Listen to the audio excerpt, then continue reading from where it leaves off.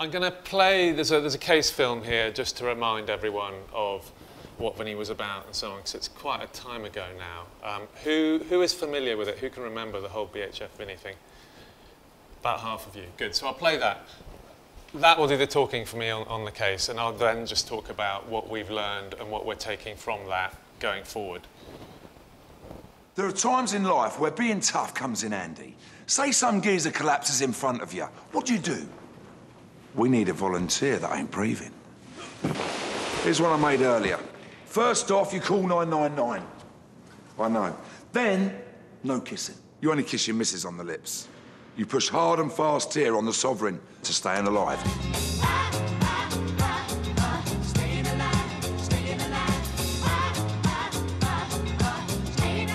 Remember, call 999. Push hard and fast to staying alive. Hands only CPR. It's not as hard as it looks. So that was a huge success very quickly, as you'll see from the poster here.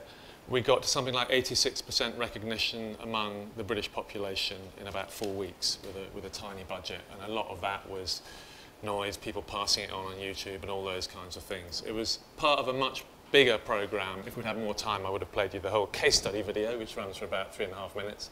You can watch it later. But it was a phenomenon. But it was a phenomenon with a point that actually saved a lot of lives and educated millions of people in Britain as to how to do CPR. And what we're going to talk about now is a little bit of how that came about. Now, when we started, one of the first things we came across was this. These were some of the reasons that people gave for not doing CPR, even though perhaps they knew how they'd been taught it at school. Now, what's interesting is only a couple of those, and the minority of the reasons, were about, well, I think I'm going to do it wrong. I think I don't know how to do it. The majority of the reasons that people talked about were actually kind of social reasons, fear of the crowd. They go, I'm afraid of being judged, or someone else will do it better, or I'm embarrassed, or anxiety over legal consequences, which are all quite kind of external reasons for not doing something. Basically, people are looking around them and going, not me. Someone else can do this better than me. I'm not going to be the one to do all that stuff. So what was going on? And if you'll forgive me, I'm just going to do a little planner interlude here. Let's spot the chart. Obviously, when people talk about this, they talk about the humour a lot. But the thing that ignited the humour and made it famous and made it effective was cultural understanding. And this is something that we're talking about quite systematically now at Grey, is about understanding culture and how we use culture to create communication that really works.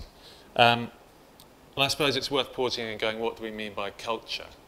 It's a bit more precise than fame, and you're in danger with me because I trained as a social anthropologist, so I could wang on for hours. But fundamentally, culture in its real sense is that 70% rough of communication that human beings do, which is kind of quite small talky. It's about who's in, who's out, who can I trust, who can't I trust, what's right, what's wrong. You know, chatting about soap operas is culture because it talks about what is allowed and what isn't, and what are your moral standards, and ooh, was that funny or wasn't it funny?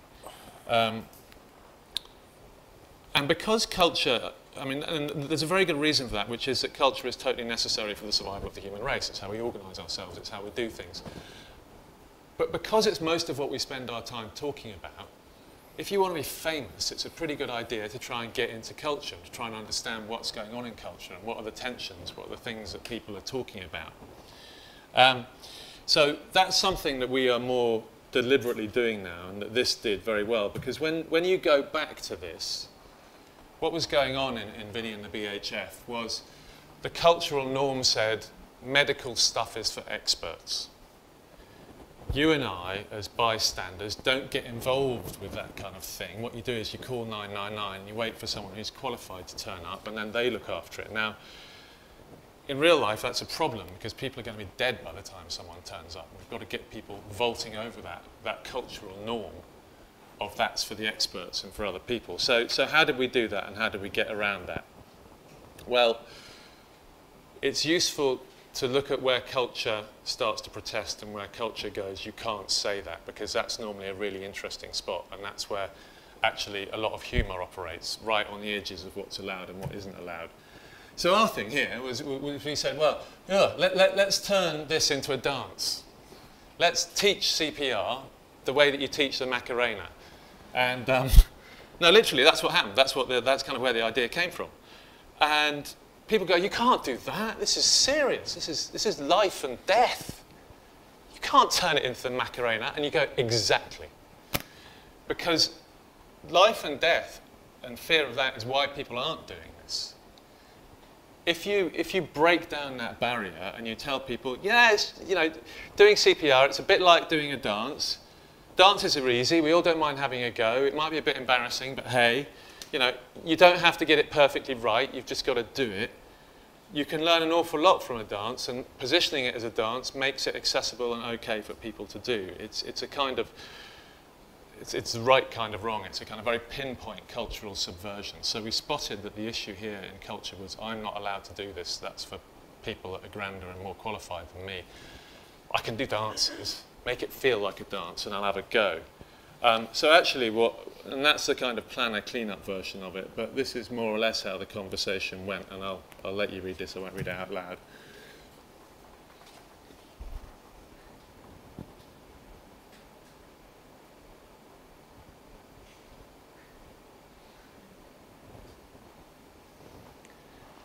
Kind of more or less as quick as that.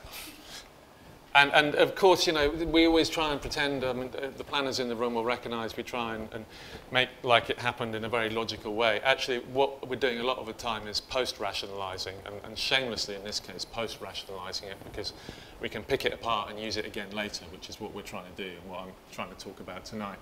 But it was that. It was, hey, they used Nelly the Elephant to train their people to do it. Well, why aren't you using that to train the rest of the country to do it? But Nelly the Elephant, staying alive, wow, now that's interesting, because staying alive to stop death is obviously a gift, isn't it? And then you get Vinny and the whole thing takes off. But if you ask us why it got talked about, that's why we think it got talked about, because it was changing the rules of what's acceptable in culture.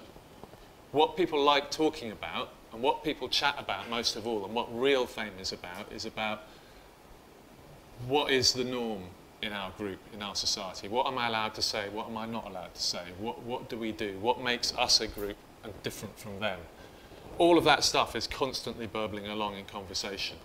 So if you can get into that world, if you can start messing with the rules of culture, then you will get talked about. And fortuitously in this case, that's what we had to do anyway. So we were asked to give some learnings. So I've got 3 learnings, and these are all things that shamelessly I'm going to show things that we're doing now as examples of it. A bit of self-promotion, I'm afraid. But the first rule is, I think, don't target individuals. Classically, what we've done in marketing and communication is how many times have you seen that pen portrait and it's an individual? It's like, so-and-so, one individual, and there's a picture of them. They live like this, da-da-da-da-da-da. Try targeting a group, thinking what's a group talking about. Has anyone come across Life Paint, this thing we're doing for Volvo at the moment here? I mean, the thing there's lots of things interesting about that. In the context of tonight, the thing that's interesting is that targets a group of people, it targets cyclists. Cyclists are a group of people who have a lot in common. They're all cycling around, they're all a bit worried about their safety. They talk about that. They're a community that has really great kind of places they meet. They all go to certain kinds of shops. It's very concentrated. They've built some brands very quickly, something like Rafa, which is an incredible brand that's built relatively very fast. So when we came into Life Paint, we thought about how do you actually launch this idea to a group, not to individuals, and cyclists were a perfect launching ground. And this has been phenomenal. I mean, it's great that you guys have heard of it, because we haven't spent anything on seeding it. Literally no money has been spent on any kind of media, any kind of seeding, any kind of anything on this. And we're about a month and a half in. So as of a month, we had 4.5 million people who'd watched the film on YouTube. We had 130 million impressions on Twitter. We've got people calling up from places like Australia and America trying to get their hands on it. And it's purely because it talks about a cultural issue that people are interested in. It talks about something a group is interested in talking about. The second lesson, start with their conversation, not yours. I mean, this is really kind of obvious to us, but so many of our briefs start with, well, what am I trying to say to my target audience? To get fame, you need to start with, well, what are they talking about and what are they interested in? So this was something we did with LucasAid for the World Cup. Essentially, the issue here was how do you get involved in the World Cup and how does a sports drink get involved in that? And we started by going, well, what are people talking about? And one of the conversations going on was about the conditions in Manaus in that kickoff game and elsewhere in Brazil, where it was going to be like 95 degrees and 95 degrees and about 80% humidity. And literally we discovered people could die in those conditions if they played too long and too hard. But in that conversation, there were no facts at that point. So everyone was going, my God, what's it going to be like? I haven't got a clue, but it's going to be really bad. So we went with LucasAid, let's get some facts and inject those into the conversation because people will want to talk about that and then the brand will be useful to their conversation. So we started with theirs, not with what we were trying to say. Then the last point is more, again, one about us, which is when I started in advertising, it was almost it was like almost quite an introverted community. When we looked at creative quality, it was all judged by our peers. So it was what did the D&AD think, what did Cannes think. Didn't really, you know, it was almost a kind of perverse snobbery about if the people out there think it's good, it must be crap, so we shouldn't really be doing it. All that's changed and is changing. And I remember very clearly the first moment when one of my creative directors started looking at the comments on YouTube for their film. They were like, oh my God, you know, what do people think about this? And it's like we're living in a situation now where the curtain has fallen down. It's like we were all film actors before and we could never see our audience because we were making the films over here and they were over there. And actually we're much more like theatre actors now, or like live musicians where you can see the people in front of you and you can see what they're thinking and you've got to engage with that. So my last point is we've got to be extroverts now. We've got to seek the applause of our audience. We've got to enjoy that. We've got to want to be famous. We've got to want to be talked about. We've got to be interested in populism and say it's great. So enjoy it. Seek out the limelight. Like these guys here. Being passed around, being adored is wonderful. And you don't have to be shy anymore. Thank you very much.